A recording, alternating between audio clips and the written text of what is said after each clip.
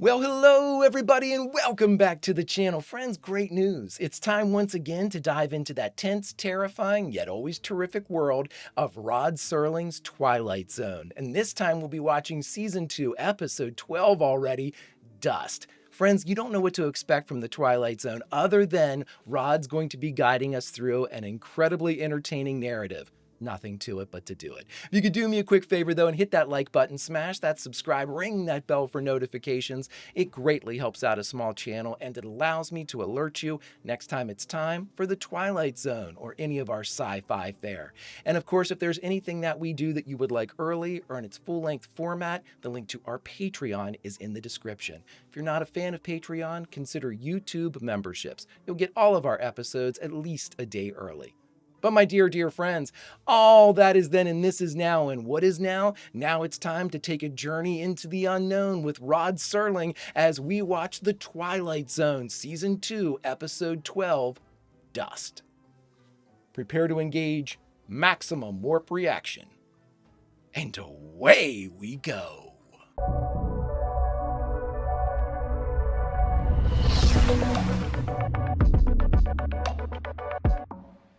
There was a village built of crumbling clay and rotting wood.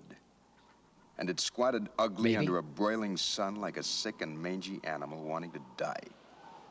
It was the germ of squalor, of hopelessness, of a loss of faith. For the faithless, great. There is time, ample time, to engage in one of the other pursuits of men. They begin to destroy themselves. Son of a biscuit. Peter Sykes. Stocked up with everything that's necessary for kitchen and barn, and the dried throat, and the swollen tongue. Oh, we've had our guy before here. And this is a very special day, isn't it? Now, let's see. What is this special day, huh? Day you die? Today, you're gonna get hanged. Today, young Mr. Gallegos, killer of children, dances on the gallows. Killer of children? You ought to see the fancy 5-strand hemp I sold the town for your party, Gallegos. It could lift 5 of you. I think we've seen him before. I'd like you to take your fat carcass and your loud mouth out into the open air. This is a small room and it's a hot time of the morning. So take it on down the road. They're going to be burying the little girl that you mangled under your wagon. Ah, yeah, you're sobered up now, eh? You remember the little girl, don't you? You got stinking drunk and you raced your wagon down that street. And what you did to that poor little girl... Ah! Is that true? You ought to take a drink of this, Sheriff. It's a good tonic. Never, ever be an asshole in the Twilight Zone. It does not appreciate assholery. Makes you strong and firm. Here, feel this. I don't touch dog meat, Sykes. You talk big behind a badge, Koch. It just sounds big to you because you're a midget, Sykes. Jeez, oh Pete. You always had a thing for foreigners and strays, but you're mighty tight-lipped when it comes to one of your own. You're not my own, Sykes, so don't claim any kinship. There's nothing in his sentence that says he's got to be tormented by a pig who sells trinkets at funerals. Read the room, buddy.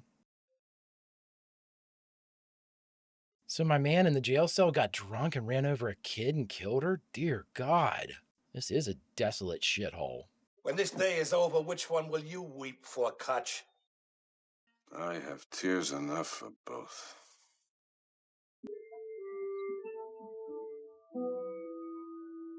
Dear God. Yes, sir, we're going to string up the dirty little animal that done this. She's going to be avenged. You can set your mind to rest on Dude, that score. what are you... They're burying their daughter, man. Yeah, Children. Sheriff, get him the hell out of here. Some other time you act like a man with no brains, but not now. Now you keep quiet. Now look at that, will you?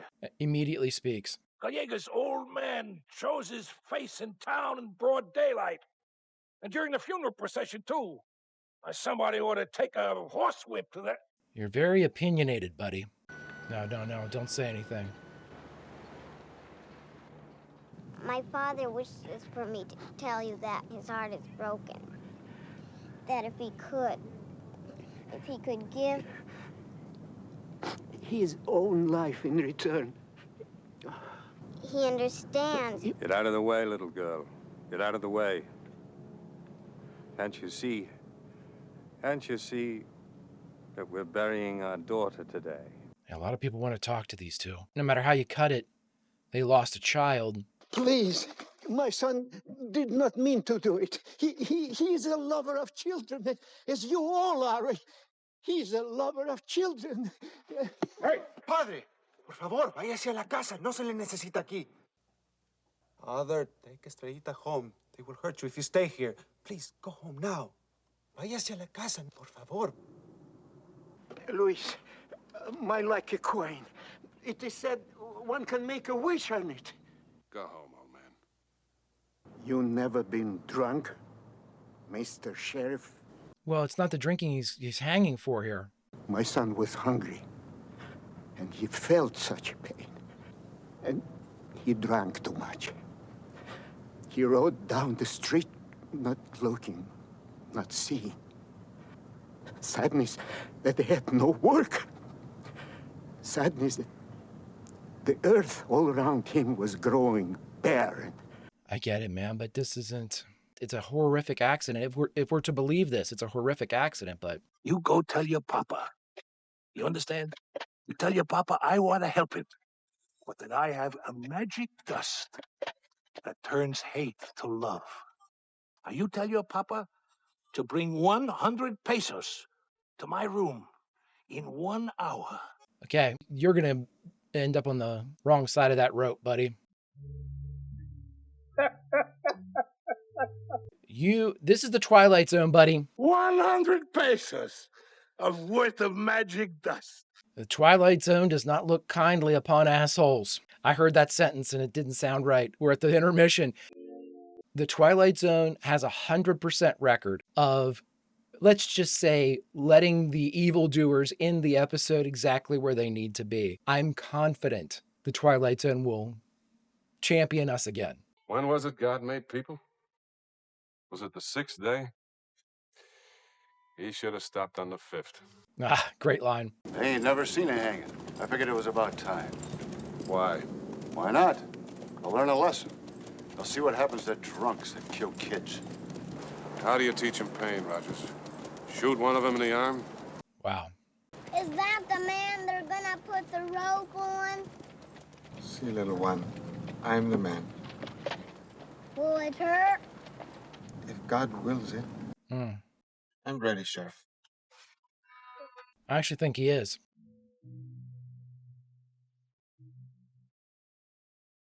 What are we waiting for? Let's get to it. Come on, Sheriff, do your duty. We're doing it the right way, everyone. This is... Yeah, the Twilight Zone's going to take care of you, buddy. Twilight Zone is going to take care of you. A little bit of this sprinkled over the heads of the crowd will make them feel sympathy for your son. It's very rare. Magic, you know. You brought money with you? Yes. All my friends went into the city. One sold a wagon, another sold a horse, some borrowed. Yes. You sold the rope to hang my son. Now you sell me that which will save him? I mean, he was the devil in the escape clause, right? Luis! Luis! I'm coming, my son! Aw.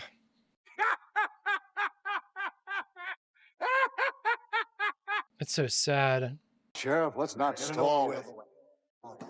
Boy, a bloodthirsty lot here. I mean, the ones that should be screaming for vengeance are the parents. They haven't said a word. Magic! Magic!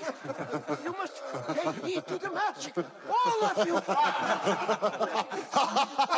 Oh, this guy's doing a great job with the performance. It's so sad. It's heartbreaking. It's only for love.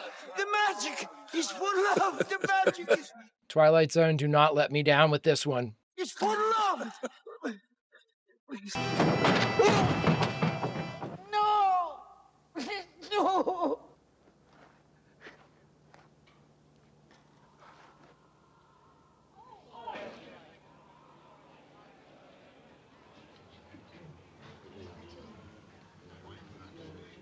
His rope snapped. The rope that he sold him snapped. It was a new rope 5-strand hemp.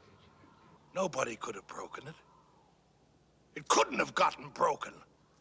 What about it, Mr. Canfield? Mrs. Canfield? Oh, please, please, it's the magic. Let's try it again.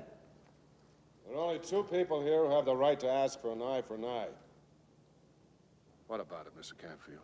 They're gonna look at it as divine intervention. No more today, John. No more. He killed our child. And part of himself while doing it. And he suffered enough. There must be another hand in all of this. Yep. For the rope to break like that. Yep. Maybe the hand of Providence. You want to stop it then, Mr. Canfield? Got to make sure there's not some type of mob justice here. We leave it like this. One victim is enough. So if the rope breaks, then it goes to the people that were wronged? Is that legit? Not that I care. I like the way it's progressing. I was just wondering if that's an actual thing. I've never heard of that. I can't imagine it's something that happens frequently. I'm free. Are any of us free, Luis? Yeah. Luis, it was magic. Great performances in this one. I love the dude that's playing the sheriff. He reminds me of Gene Hackman. Come on, Twilight Zone. Don't let this some bitch. Brand new rope.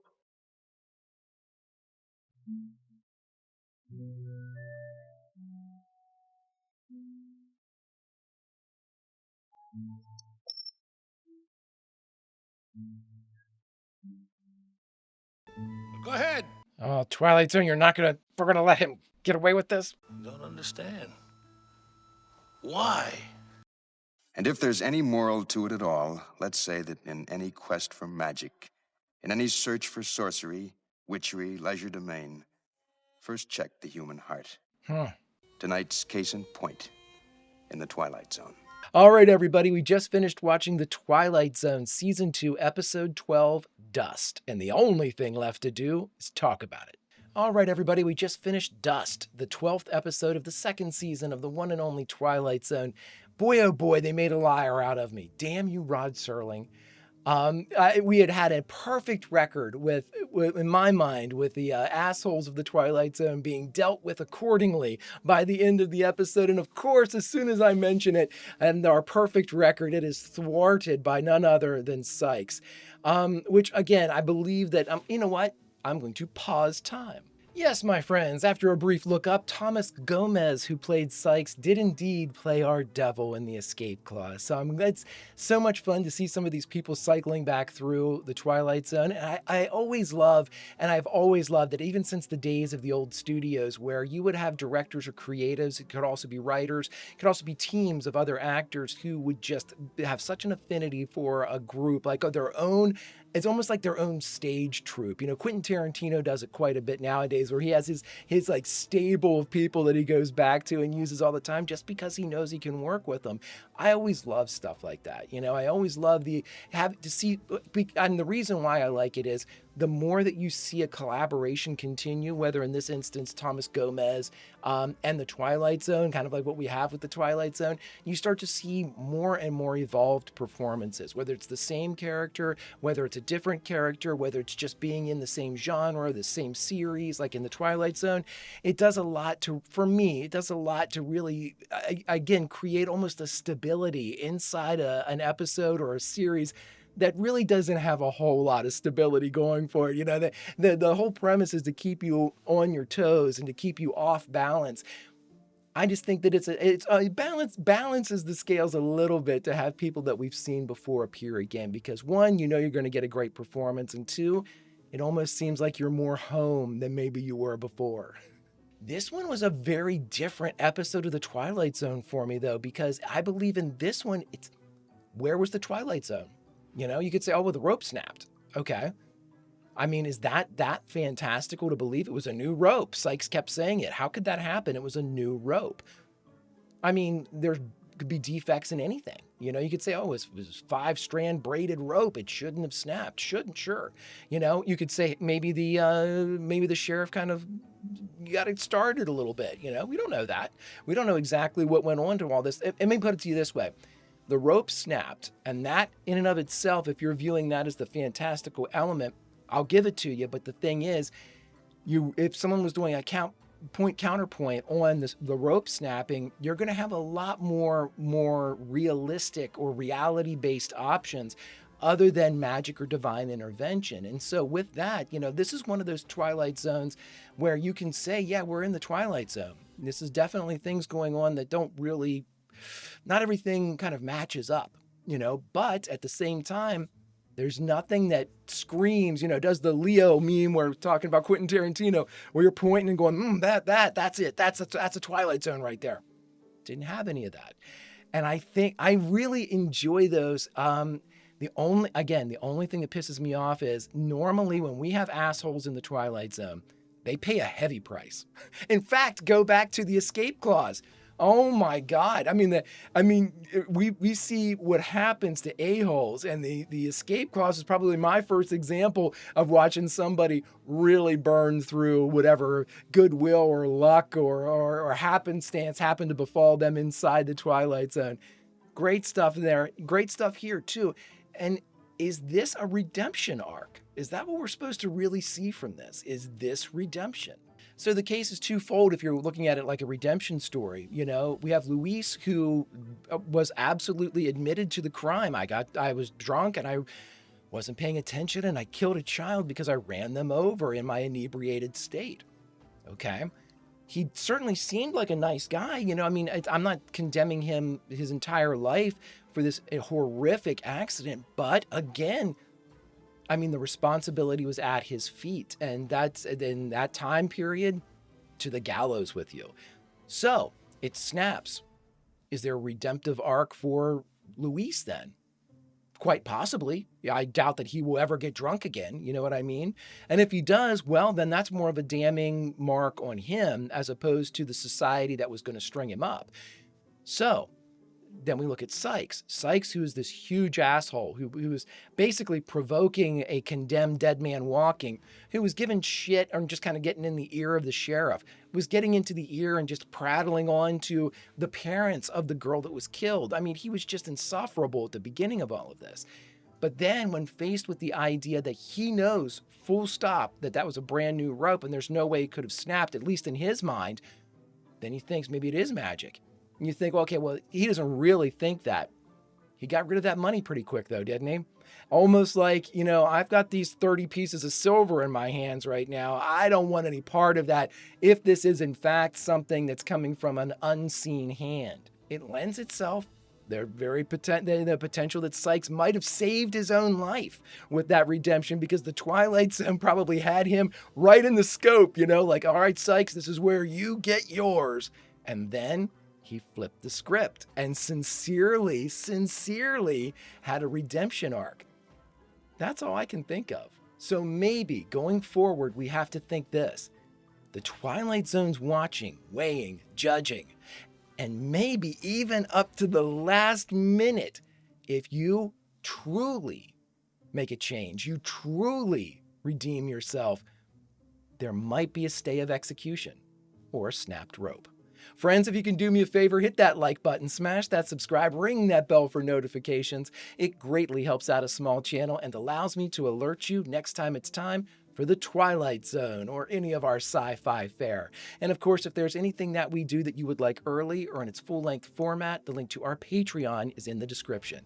If you're not a fan of Patreon, consider YouTube memberships. You'll get all of our episodes at least a day early. But all that was then and this is now, my friends, and now, unfortunately, it's time to say goodbye from this, the 12th episode of the second season of The Twilight Zone, Dust. And so, normally what we do is the Greek chorus, somebody that hears the original tale told by the storytellers over at the Twilight Zone. We go out into the world and we find people that haven't seen it before and say, you should really check out the Twilight Zone. We continue their work. We help expand the audience, and thus we become a vitally important part of the narrative. And normally our reward for such a great service is to jump back into the episode and say goodbye from a favored scene. But with the Twilight Zone, we do things a little bit different. We say goodbye as a result of the episode we just watched. And so, friends, shopping day. We're out, we're trying to find all of the things that we need, but we have too many things to get and too little money to get them with. And we're about ready to go home, pretty much empty-handed, when we turn around and we see a gentleman with a loud laugh and a big, hearty body. And he says to us, "You know what? Go ahead and take it. Who knows who's watching?" Was that Sykes? Is he redeemed? The Twilight Zone already made its decision. I guess we have to now. Friends, until such time as we watch another great tale from Rod, Vulcan roll, and I'll see you.